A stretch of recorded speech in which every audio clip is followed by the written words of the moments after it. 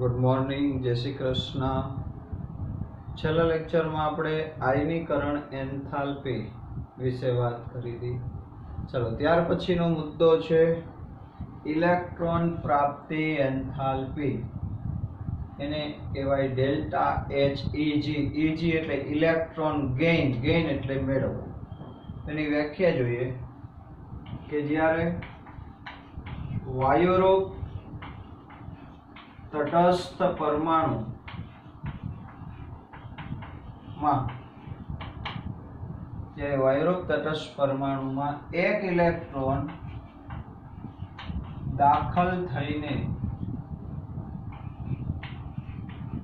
ऋण आयन बने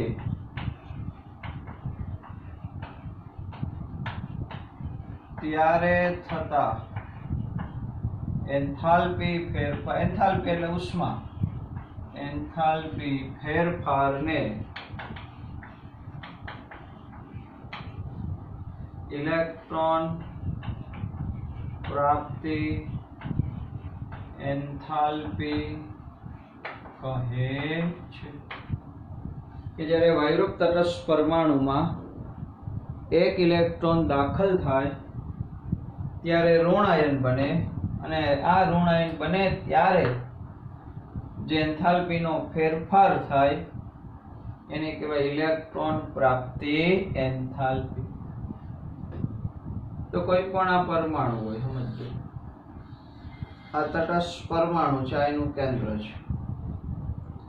तो ज्यारे बहारथी इलेक्ट्रॉन छे ए आ परमाणुना केंद्रमां बहारनी कक्षामां दाखल थाय त्यारे एना उपर आ केंद्रनुं आकर्षण बळ लागतुं होय અને જેટલું આકર્ષણ બળ લાગે એ મુજબ અહીંયાથી ઉષ્મા એટલે કે ઊર્જા છૂટી પડે। તો એ જે છૂટી પડતી અથવા જે ઉષ્માનો ફેરફાર થાય એને કહેવાય ઇલેક્ટ્રોન પ્રાપ્તિ એન્થાલ્પી। દાખલા તરીકે આ વાયુરૂપ તટસ્થ પરમાણુ G છે, એમાં એક ઇલેક્ટ્રોન દાખલ થાય એટલે એમાંથી ઋણ આયન બને X-। आ दरमियान जे उष्मानो फेरफार थाय एने कहेवाय डेल्टा एच ईजी, कहेवाय इलेक्ट्रॉन प्राप्ति एन्थाल्पी। सामान्य रीते એટલે મોટા ભાગના તત્વો ઇલેક્ટ્રોન પ્રાપ્તિ એન્થાલ્પી નું મૂલ્ય ઋણ હોય છે, એટલે કે ઊર્જા છૂટી પડે છે એટલે એમ કહેવાય કે ઇલેક્ટ્રોન પ્રાપ્તિ। યાદ રાખજો, જો ઉષ્મા મેળવે તો ધન અને ઉષ્મા ગુમાવે તો ઋણ। તો અહીંયા ઇલેક્ટ્રોન દાખલ થાય ત્યારે પરમાણુમાંથી જે ઋણ આયન બને દરમિયાન ઉષ્મા છૂટી પડે એટલે એમ કહેવાય કે ઇલેક્ટ્રોન પ્રાપ્તિ એન્થાલ્પીનું મૂલ્ય મોટા ભાગે કેવું હોય છે? ઋણ હોય છે। આ કેટલાકમાં ધન પણ હોય, એટલે કયો તત્વ છે, કયા સમૂહનું તત્વ છે એના ઉપર ઇલેક્ટ્રોન પ્રાપ્તિ એન્થાલ્પી નો આધાર છે। જો આવનાર ઇલેક્ટ્રોન છે એને કેન્દ્ર વધુ આકર્ષે તો એટલી વધારે ઊર્જા છૂટી પડશે, ઓછું આકર્ષે તો ઓછી ઊર્જા છૂટી પડે, અને એને જોતો જ ન હોય તમે પરાણે દાખલ કરો તો ઊર્જા છૂટી પડવાની જગ્યા અમુકની આપણે આપવી પડશે। તો આવર્ત કોષ્ટકમાં समूह 17 એટલે કે હેલોજન સમૂહ,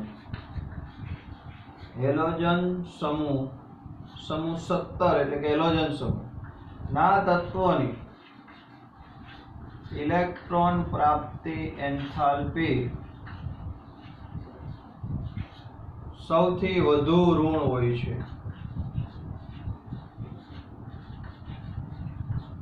ઋણ હોય છે। કેમ સૌથી વધુ ઋણ? તો કે સમૂહ 17 ના તત્વો છે એને આપણે હેલોજન કહીએ। હેલોજન તત્વની બાહ્ય કક્ષાની સામાન્ય ઇલેક્ટ્રોન રચના NH2NP5 છે, એટલે કે એની બહારની કક્ષામાં 5 ને 2 7 ઇલેક્ટ્રોન છે। જો એને એક ઇલેક્ટ્રોન આવી જાય તો એની રચના નિષ્ક્રિય વાયુ જેવી થઈ જાય, એટલે એક ઇલેક્ટ્રોન મેળવવાની પ્રબળ વૃત્તિ ધરાવે છે।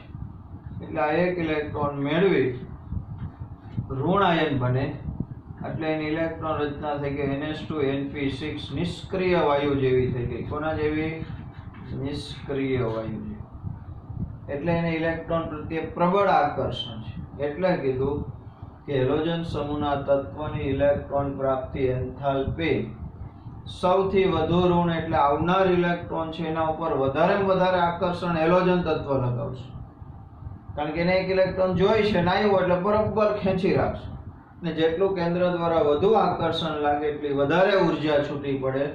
એટલે એમ કહેવાય કે વધુ, પણ આપણે દર વખતે આ ઋણ કેમ કે ઉર્જા છૂટી પડે છે એટલે એવો શબ્દ વાપરશું વધુ ઋણ હોય છે. તો ધન કોની હોય? તો આવર્ત કોષ્ટકમાં નિષ્ક્રિય વાયુ, આવર્ત કોષ્ટકમાં સમૂહ 18 ના તત્વો એટલે કે નિષ્ક્રિય વાયુ ની ઇલેક્ટ્રોન પ્રાપ્તિ એન્થાલ્પી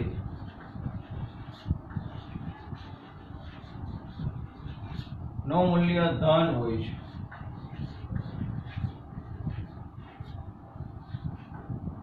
એનું એક આખા આવર્ત કોષ્ટકમાં યાદ રાખજો, આખા આવર્ત કોષ્ટકમાં માત્ર ને માત્ર સમૂહ 18 ના તત્વ છે એની જ ઇલેક્ટ્રોન પ્રાપ્તિ એન્થાલ્પી ધન છે.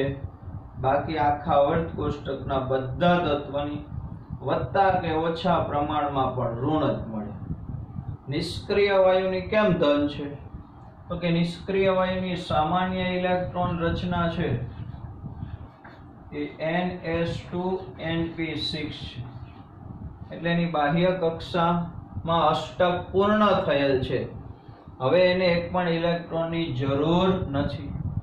દાખલા તરીકે આ નિયોન છે તો નિયોનની ઇલેક્ટ્રોન રચના હિલિયમ કમ્પ્લીટ 2s2 2p6 છે.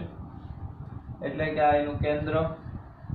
પહેલી કક્ષામાં 2 ઇલેક્ટ્રોન કક્ષા, બીજી કક્ષામાં 6 ને 2 8 ઇલેક્ટ્રોન. બીજી કક્ષા સંપૂર્ણ ભરાયેલી છે. હવે એને ઇલેક્ટ્રોનની જરૂર જ નથી. છતાંય તમે ઇલેક્ટ્રોન આપો છો આને તો પરાણે દાખલ કરવો પડશે. તો ઇલેક્ટ્રોન ક્યાં દાખલ થાય? તો કે નવી કક્ષા જે ત્રીજા નંબરની કક્ષા છે એમાં ઇલેક્ટ્રોન દાખલ થશે. આ ઇલેક્ટ્રોન ઉપર કેન્દ્રને સહેજે આકર્ષણ ન હોય. કેમ? જોતો જ નથી.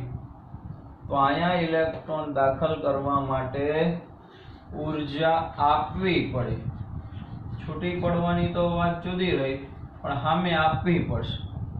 એટલે એમાં ડેલ્ટા Heg એટલે કે ઇલેક્ટ્રોન પ્રાપ્તિ એન્થાલ્પી નું મૂલ્ય કેવું હોય? ધન હોય. તો આખા આવર્ત કોષ્ટકમાં સમૂહ 17 ની ઇલેક્ટ્રોન પ્રાપ્તિ એન્થાલ્પી નું મૂલ્ય છે એ સૌથી વધારે ઋણ છે. સમૂહ 18 ના તત્વ છે એનું મૂલ્ય ધન છે. હવે આપણે આવર્તમાં ડાબેથી જમણી તરફ જતા શું ફેરફાર થાય અને સમૂહમાં ઉપરથી નીચે તરફ જતા શું ફેરફાર થાય એ સમજવાનું છે. બરોબર? પહેલા આટલું જોઈ લો.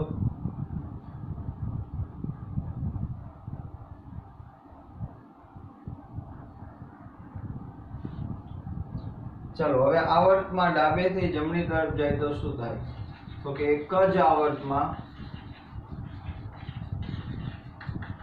ડાબેથી જમણી તરફ જતા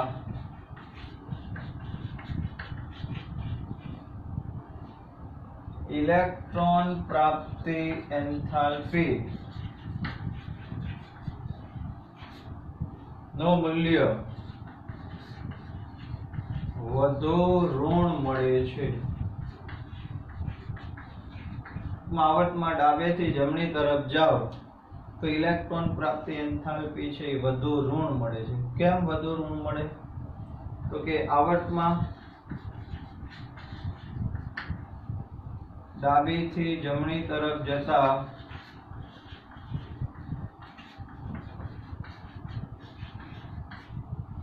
પરમાણ્વીય કદ ઘટે છે. આપણે શીખી ગયા કે આમથી આમ જાઓ એમ કદમાં અહીંયા એક જ આવર્તમાં ડાબી બાજુ મોટો પરમાણુ હોય. જેમ જેમ ડાબી તરફ જાઓ એમ પરમાણુ કદમાં શું થાય? ઘટાડો.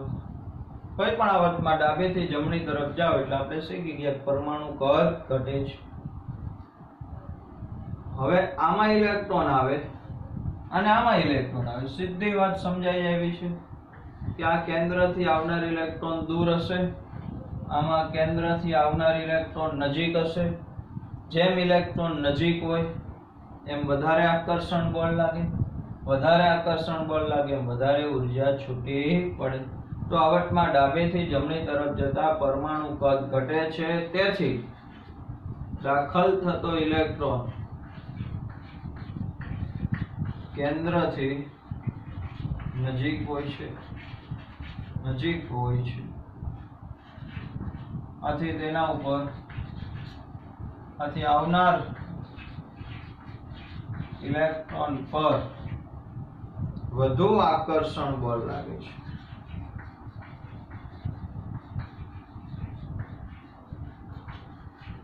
તેથી વધુ ઉર્જા છૂટી પડે છે.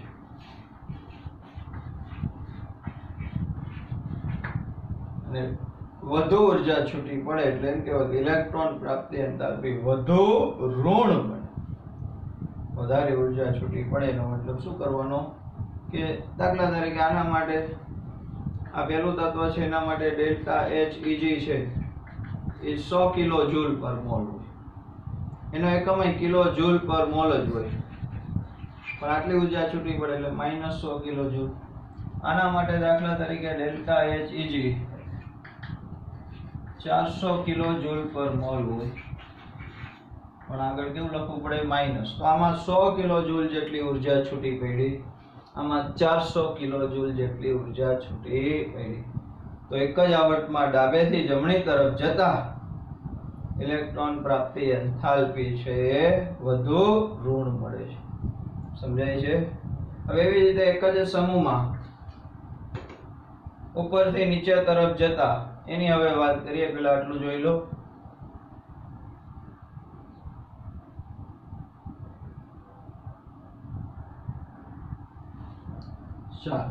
હવે એક જ સમૂહમાં ઉપરથી નીચે તરફ જાઓ એમ ઇલેક્ટ્રોન પ્રાપ્તિ એન્થાલ્પી ઘટે છે એટલે કે ઓછું ઋણ મળે. કેમ?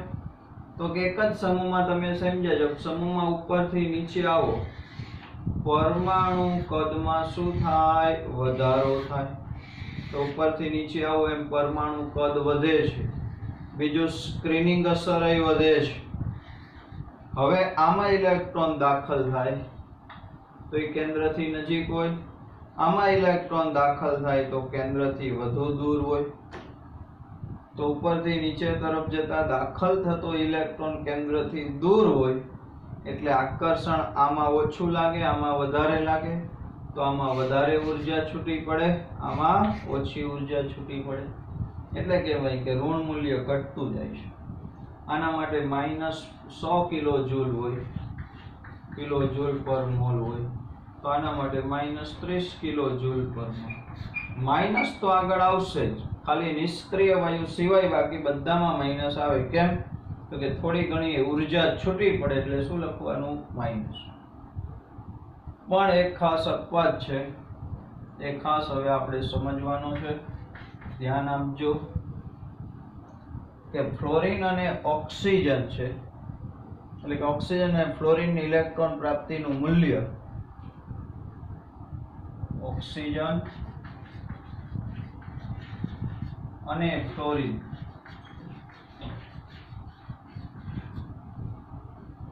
ની ઇલેક્ટ્રોન પ્રાપ્તિ એન્થાલ્પી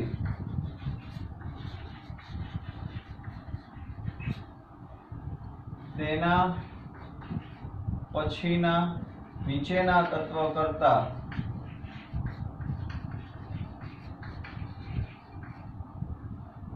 ઓછી છે. વધુ હોવી જોઈએ પરંતુ ઓછી છે. આ એક કારણ સમજવાનું છે કે ઓક્સિજન સમૂહ 16 ની વાત કરું તો ઓક્સિજન, સલ્ફર, સિલેનિયમ, ટેલ્યુરિયમ, પોલોનિયમ તો એક જ સમૂહના તત્વ થયા. એવી જ રીતે સમૂહ 17 ક્લોરીન, ક્લોરીન, બ્રોમિન, આયોડીન. તો હમણાં જ આપણે કીધું કે ઉપરથી નીચે તરફ આવો એમ ઇલેક્ટ્રોન પ્રાપ્તિ એન્થાલ્પી છે એ ઘટે છે. તો અહીંયા ઓક્સિજન અને સલ્ફર છે, સલ્ફર નીચે તરફ છે, તો સલ્ફરની ઇલેક્ટ્રોન પ્રાપ્તિ એન્થાલ્પી કરતા ઓક્સિજનની વધારે ઋણ હોવી જોઈએ. એવી જ રીતે ક્લોરીન કરતા ફ્લોરીનની વધુ ઋણ હોવી જોઈએ. પણ અહીંયા થોડોક ફેરફાર થાય કે ઓક્સિજનની હોવી જોઈએ એના કરતા ઓછી છે, એવી જ રીતે ફ્લોરીનની હોવી જોઈએ એના કરતા ઓછી છે. એનું કારણ શું? ધ્યાન આપજો. તો કે ઓક્સિજન છે એનો 8 નંબર, એની ઇલેક્ટ્રોન રચના 2 6 થઈ. એટલે કે પહેલી કક્ષામાં ઓક્સિજનની આ ઓક્સિજનનું ચિત્ર દોરો. પહેલી કક્ષામાં 2 ઇલેક્ટ્રોન, બીજી કક્ષામાં 6 ઇલેક્ટ્રોન છે જ ઓલરેડી, 1 2 3 4 5 ને 6. હવે આમાં 1 ઇલેક્ટ્રોન આવે, આ 1 ઇલેક્ટ્રોન ઓક્સિજનમાં આવ્યું, તો આવનાર ઇલેક્ટ્રોન n બરાબર બીજી કક્ષામાં જ ઉમેરાય છે.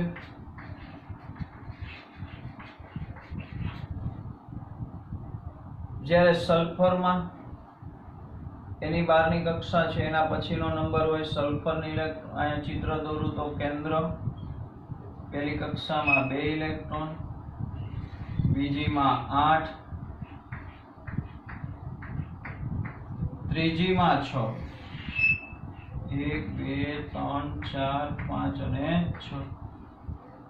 તો અહીંયા આવનાર ઇલેક્ટ્રોન છે n બરાબર 3 માં ઉમેરાશે.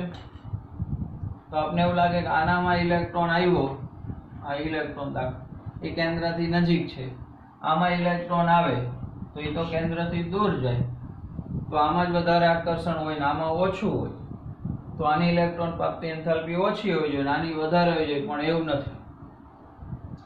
અહીંયા થોડોક બીજો એક અભ્યાસ કરવાનો છે કે n બરાબર 2 માં ઉમેરાય, બીજી કક્ષા એ નાનો રાઉન્ડ છે, અહીંયા ત્રીજી કક્ષા એ મોટી છે. બીજી કક્ષામાં ઇલેક્ટ્રોન કેન્દ્રની નજીક આવશે, પણ અહીંયા બીજી કક્ષા નાની છે એટલે 6 ઇલેક્ટ્રોન હતા અને એમાં પાછો એક આવ્યો, એટલે નાની કક્ષાને કારણે આમાં ઇલેક્ટ્રોન ઇલેક્ટ્રોન વચ્ચે અપાકર્ષણ થશે. શું થાય? ઇલેક્ટ્રોન ઇલેક્ટ્રોન વચ્ચે અપાકર્ષણ. એના કારણે આની ઉર્જા જેટલી છૂટી પડવી જોઈએ એટલી છૂટી પડશે નહીં. બાકી આની તો રાબેતા મુજબ જેટલી છૂટી પડવી જોઈએ એટલી જ છે, પણ આની ઓછી છૂટી પડે છે, એટલે આના કરતા આનું મૂલ્ય ઘટી જાય છે. પછી બધું કન્ટિન્યુ આવે છે. એવું જ આમાંય થાય. ક્લોરીનમાં ઇલેક્ટ્રોન રચના 2 7 છે, એટલે કે પહેલી કક્ષામાં 2 ને બીજીમાં 7 છે. નાનું કદ, ઓલરેડી પહેલેથી 7 ઇલેક્ટ્રોન હતા જ, અને એમાં એક 8મો ઇલેક્ટ્રોન આવે તો એ બીજી કક્ષામાં જ આવવાનો, જ્યાં n બરાબર 2 માં દાખલ થાય, અને બીજી કક્ષામાં દાખલ થાય એટલે આમાં પણ ઇલેક્ટ્રોન ઇલેક્ટ્રોન વચ્ચે શું થશે? અપાકર્ષણ થશે. જ્યારે ક્લોરીનમાં n બરાબર 3, ત્રીજી કક્ષા બહારની હોય, એટલે કે ત્રીજા આવર્તનું તત્વ થયું, તો ત્રીજી કક્ષા બહારની છે એટલે એમાં n બરાબર 3 માં દાખલ થાય, તો એમાં મોટું કદ થઈ ગયું એટલે અપાકર્ષણ થશે નહીં. તો આ બે અપવાદ છે. બાકી કન્ટિન્યુ નીચે જાવ ઊર્જા વધુ ઋણ જ બને, પણ આની બેની હોવી જોઈએ એના કરતા ઓછી ઋણ છે. એનું કારણ નાના કદને કારણે ઇલેક્ટ્રોન ઇલેક્ટ્રોન વચ્ચેનું અપાકર્ષણ. બરોબર? બાકી કોઈ સમૂહમાં આવો ફેરફાર થતો નથી. તો આ વાત થઈ ઇલેક્ટ્રોન પ્રાપ્તિ એન્થાલ્પી. બરોબર? સ્ક્રીનશોટ લઈને સમજી લેજો.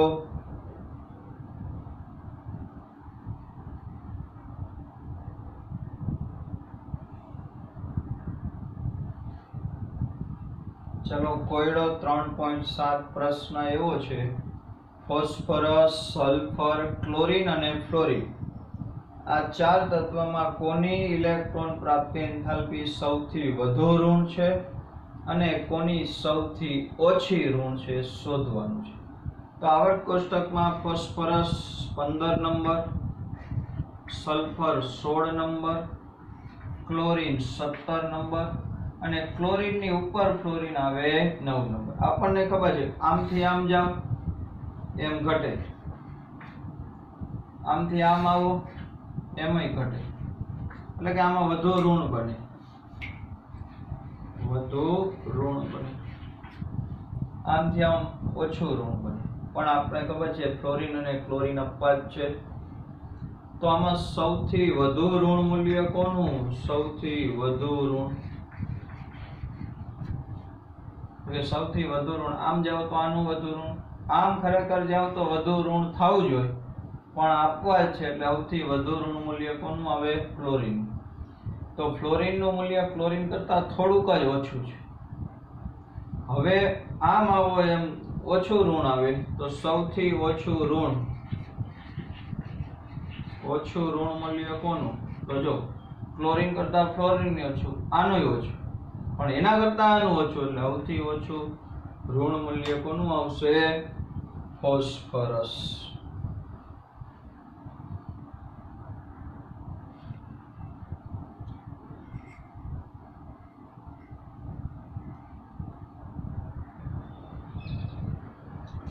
ચલો ત્યાર પછીનો અગત્યનો મુદ્દો આવે છે વિદ્યુત ઋણતા, ઇલેક્ટ્રોનેગેટિવિટી.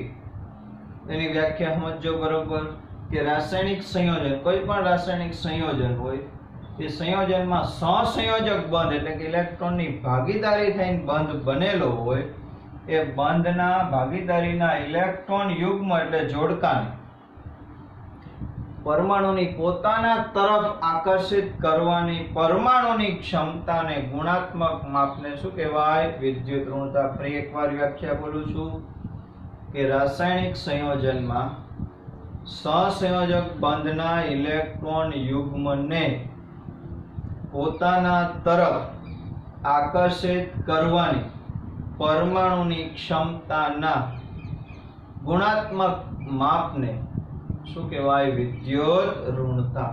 સમજો, દાખલા તરીકે આ બે પરમાણુઓ છે, આ એક પરમાણુ અને આ કોઈ બીજો પરમાણુ છે, થોડાક દૂર રાખ્યા છે એટલે તમને દેખાય. એ બે વચ્ચે ઇલેક્ટ્રોનની ભાગીદારીથી બંધ બન્યો છે, એટલે આ શું દર્શાવ્યું મેં? ઇલેક્ટ્રોનની ભાગીદારી. આમાં એક ઇલેક્ટ્રોન આ પરમાણુએ રોક્યો છે, બીજો ઇલેક્ટ્રોન આ પરમાણુ. તો બેયના પરમાણુ કેન્દ્રો છે એ આ ભાગીદારીના ઇલેક્ટ્રોનને બે પોતપોતાના તરફ ખેંચશે. એ ખેંચવાના સાપેક્ષ માપને શું કહેવાય? વિદ્યુત ઋણતા. તો ટૂંકમાં કહેવાય કે ભાગીદારીના ઇલેક્ટ્રોન યુગ્મને પરમાણુની પોતાના તરફ આકર્ષવાની તાકાત અથવા ક્ષમતાનું જે માપ હોય, સાપેક્ષ માપ, એને કહેવાય વિદ્યુત ઋણતા. તો આપણે અત્યાર લગી ભણ્યા આયનીકરણ એન્થાલ્પી, પછી આવ્યું ઇલેક્ટ્રોન પ્રાપ્તિ એન્થાલ્પી, હવે વાત છે વિદ્યુત ઋણતા. તો આયનીકરણ એન્થાલ્પી એટલે ડેલ્ટા એચ આઈ અને ઇલેક્ટ્રોન પ્રાપ્તિ એન્થાલ્પી એટલે ડેલ્ટા એચ ઈજી ની જેમ વિદ્યુત ઋણતાનું નિરપેક્ષ મૂલ્ય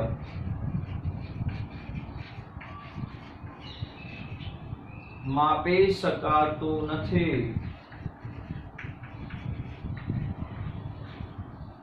એટલે કે આયનીકરણ એન્થાલ્પી એટલે કોઈ એક જ પરમાણુમાંથી ઇલેક્ટ્રોન દૂર કરવા માટેની ઉર્જા એકલા પરમાણુની માપી શકાય, એની હારે બીજાને જોડવો પડે નહીં. એવી રીતના ઇલેક્ટ્રોન પ્રાપ્તિ એન્થાલ્પી, તો એકલો પરમાણુ હોય એમાં ઇલેક્ટ્રોન દાખલ થયા ત્યારે છૂટી પડતી ઉર્જા, એમાંય બીજો ભેગો પરમાણુની જરૂર પડે નહીં. પણ વિદ્યુત ઋણતા છે તો બંધ બનેલો હોય તો જ મપાય, એટલે એનું એકલાનું મૂલ્ય એકલાનું માપી શકાય ને નિરપેક્ષ મૂલ્ય કહેવાય. તો આ બે મૂલ્ય એકલાના માપી શકાય, પણ વિદ્યુત ઋણતા એકલાની માપી શકાય નહીં, સાપેક્ષમાં જ હોય. શું હોય? સાપેક્ષમાં. આમ છતાંય વિદ્યુત ઋણતાના માપક્રમ જુદા જુદા માપક્રમ જુદા જુદા વૈજ્ઞાનિકોએ નક્કી કર્યા. એમાં પાઉલિંગ માપક્રમ, બીજો મુલિકન જાફે માપક્રમ,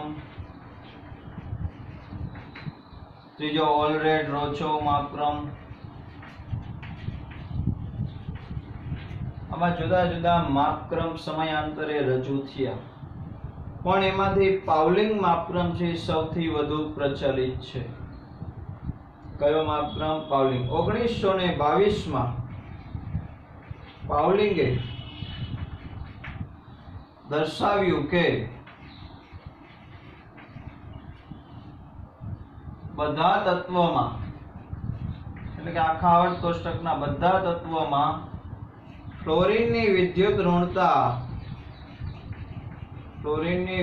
ઋણતા સૌથી વધુ હોય છે અને તેનું મૂલ્ય 4 એકમ કહી દીધું. જો એને કોઈ પાછળ કિલો કેલરી, કિલો જૂલ એવું ન હોય, ખાલી ચોપડો એવું કહી દીધું 4.0. આખા આવર્ત કોષ્ટકમાં કોઈ પણ તત્વ સાથે ફ્લોરિનને જોડો અને ફ્લોરિન એની હારે સહસંયોજક બંધ બનાવેલો હોય તો ભાગીદારીના ઇલેક્ટ્રોન ફ્લોરિન તરફ જ વધુ આકર્ષાય. એટલે કહેવાય કે આખા આવર્ત કોષ્ટકમાં ફ્લોરિન વિદ્યુત ઋણતા સૌથી વધુ છે. અને કેટલી કીધી? 4. ત્યાર પછી બીજા બધા તત્વોની વિદ્યુત ઋણતા છે એ આની સાપેક્ષમાં માપી. દાખલા તરીકે લિથિયમની વિદ્યુત ઋણતા 1 છે. તેનો મતલબ કે લિથિયમ કરતા ફ્લોરિન છે 4 ગણો ઇલેક્ટ્રોનને, ભાગીદારીના ઇલેક્ટ્રોનને પોતાના તરફ ખેંચી જાય. તો એવી રીતે દરેક તત્વની વિદ્યુત ઋણતા છે એના મૂલ્ય આપ્યા છે કોષ્ટકમાં. આપણે યાદ નથી રાખવાના, ખાલી સમજવા માટે છે. ઓક્સિજનનું 3.45 છે, ક્લોરીનનું 3 છે, નાઇટ્રોજનનું મૂલ્ય 3 છે. તો આ થયા વિદ્યુત ઋણતાના પાઉલિંગ માપક્રમ છે. પણ આ માપક્રમ ગમે તેની હારે જોડો ત્યારે એક હરખું જ ખેંચી જવું જરૂર નથી. કોઈ તત્વ માટે વિદ્યુત ઋણતા ક્યારેય અચળ હોતી નથી, ખાસ યાદ રાખજો. હવે સમજો કે હું ઓક્સિજનને હાઇડ્રોજન હારે જોડ્યો હોય, ઓક્સિજનને કોઈ ધાતુ સાથે જોડ્યો હોય, બીજા કોઈ તત્વ સાથે જોડ્યો હોય, તો વિદ્યુત ઋણતા સામે તત્વ બદલાય એટલે વિદ્યુત ઋણતા બદલાય છે. દાખલા તરીકે ઓક્સિજન છે એને હું ફોસ્ફરસ હારે ભાગીદારી કરાવું, એ જ ઓક્સિજનની કાર્બન હારે ભાગીદારી કરી હોય તો બેયમાં ભાગીદારીના ઇલેક્ટ્રોનને ઓક્સિજન જ ખેંચી જાય, કારણ કે એની વિદ્યુત ઋણતા વધુ છે. પણ બે વખતે હરખું જ ખેંચી જાય એવું નથી. સામેવાળો છે એની તાકાત કેટલી છે એના ઉપર ડિપેન્ડ કરે છે. એટલે કહેવાય વિદ્યુત ઋણતા જે સાપેક્ષ માપક્રમ છે. છતાં આ તો આપણે કમ્પેરિઝન કરવા માટે કહી શકીએ કે ફ્લોરિનની સૌથી વધારે છે વિદ્યુત ઋણતા, એની સામે લિથિયમની 1 છે. હવે વિદ્યુત ઋણતાને કદ હારે સીધો સંબંધ છે. સીધી જ વાત છે કે જો પરમાણુના કદ છે મોટું હોય, હવે 2 પરમાણુ છે, એક મોટા કદનો પરમાણુ, એની સામે એક નાના કદનો પરમાણુ, અહીંયા ભાગીદારીના ઇલેક્ટ્રોન છે, સમજો. તો મોટા કદના પરમાણુને પોતાના બધા ઇલેક્ટ્રોનને ખેંચવાના, પછી આના ઉપર આકર્ષણ લગાડશે. જ્યારે નાનાને તો એના ઓછા છે અને કેન્દ્રથી આનું અંતર ઓછું થાય. તો મોટા પરમાણુથી ભાગીદારીના ઇલેક્ટ્રોન સુધીનું અંતર વધારે છે, નાના પરમાણુથી ભાગીદારીના ઇલેક્ટ્રોનનું અંતર ઓછું છે. એટલે મોટાની આના ઉપર એટલે કે ભાગીદારીના ઇલેક્ટ્રોન ઉપર આકર્ષણ ઓછું, નાના પરમાણુનું ભાગીદારીના ઇલેક્ટ્રોન ઉપર આકર્ષણ વધુ છે. એટલે કહી શકાય કે જેમ કદ નાનું એમ વિદ્યુત ઋણતા વધારે, જેમ કદ મોટું એમ વિદ્યુત ઋણતા ઓછી. તો આપણે ખબર છે એક જ આવર્તમાં ડાબેથી જમણી તરફ જાઓ, આવર્તમાં એક જ આવર્તમાં ડાબેથી જમણી તરફ જાઓ, શું થાય ભાઈ? કદ ઘટે. કદ ઘટે તો વિદ્યુત ઋણતા વધે. તો એક જ આવર્તમાં ડાબેથી જમણી તરફ જતા કદ ઘટે છે એટલે વિદ્યુત ઋણતા વધે. એક જ સમૂહમાં ઉપરથી નીચે આવો, સમૂહમાં ઉપરથી નીચે આવો એમ કદમાં શું થાય? કદ વધે. અને કદ વધે એટલે વિદ્યુત ઋણતા, કદ વધે એટલે વિદ્યુત ઋણતા ઘટે. તો આમાં આટલું જ યાદ રાખવાનું કે કોઈ પણ આવર્તમાં ડાબેથી જમણી તરફ જાઓ એમ કદ ઘટે છે એટલે વિદ્યુત ઋણતા વધશે, અને સમૂહમાં ઉપરથી નીચે આવો કદ વધે એટલે વિદ્યુત ઋણતા ઘટે છે. સમજાય છે આટલું? પેલા આટલું સમજી લો, પછી આગળ વધીએ.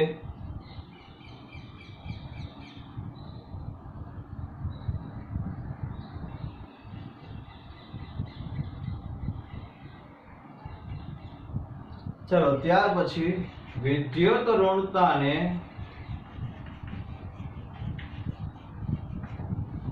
અધાત્વીય ગુણધર્મ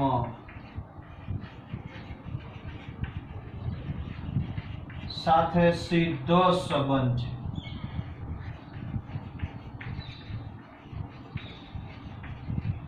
એટલે કે વિદ્યુત ઋણતા વધતી હોય તો અધાતુ ગુણધર્મ વધે, વિદ્યુત ઋણતા ઘટતી હોય તો અધાતુ ગુણધર્મ ઘટે. તો આપણે ભણ્યા કે એક જ આવર્તમાં આમથી આમ જાઓ એમ વિદ્યુત ઋણતા વધે છે. શું વધ્યું? વિદ્યુત ઋણતા. તો માટે અધાત્વીય ગુણ એટલે કે અધાતુ ગુણ પણ વધે છે. અને એમ કહી શકાય કે વિદ્યુત ઋણતાને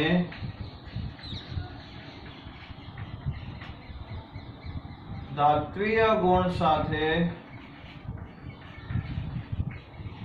વ્યસ્ત સંબંધ છે.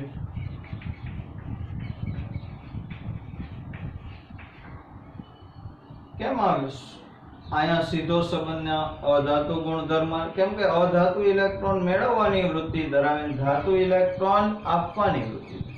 તો વિદ્યુત ઋણતા એટલે મેળવવાની વૃત્તિ છે.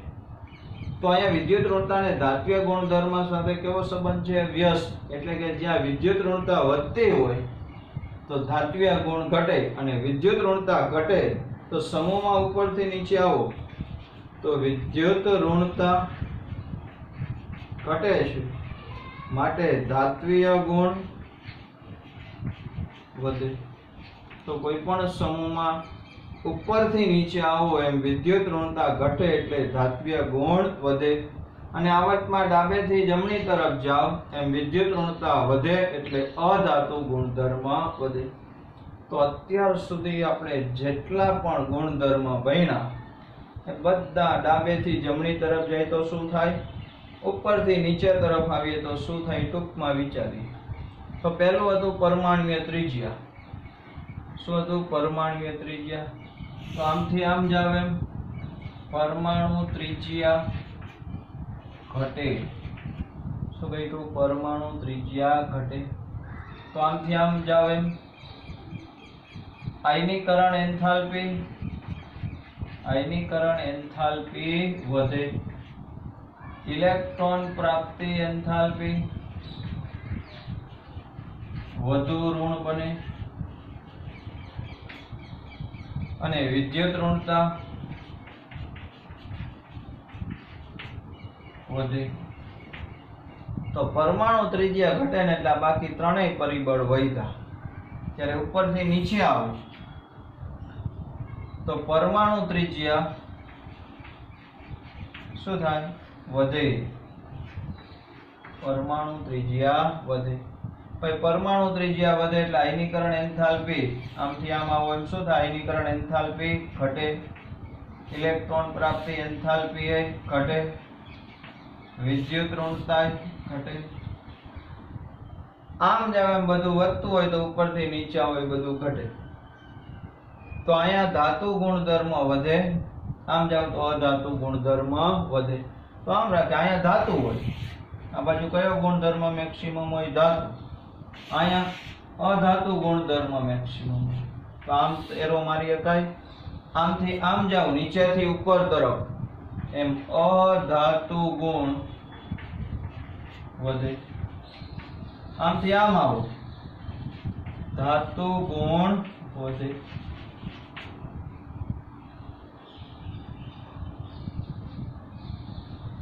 તો આટલું અત્યાર સુધી ભણ્યા એની ટૂંકો સાર છે કે પરમાણુ ત્રિજ્યા ઘટે, કદ ઘટે ને એટલે આ ત્રણેય પરિબળ વધે. કદ વધે એટલે એ ત્રણેય આયનીકરણ એન્થાલ્પી, ઇલેક્ટ્રોન પ્રાપ્તિ એન્થાલ્પી ને વિદ્યુત ઋણતા એ બધું ઘટે. આવર્ત કોષ્ટકમાં આ બાજુ ધાતુ હોય, આ બાજુ છેડે જમણી બાજુ અધાતુ હોય, એટલે આમથી આમ એરો માર્યો, બરોબર. તો આટલું રાખો. આવતા રાઉન્ડમાં આટલે સુધીનું હશે, એનાથી આગળ હશે નહીં. ચાલે ભલે, પણ આવતા રવિવારે આટલે સુધીનું. આ વિનયવાળા માટેની વાત છે, બધી સ્કૂલ માટે આ લાગુ પડતું નથી.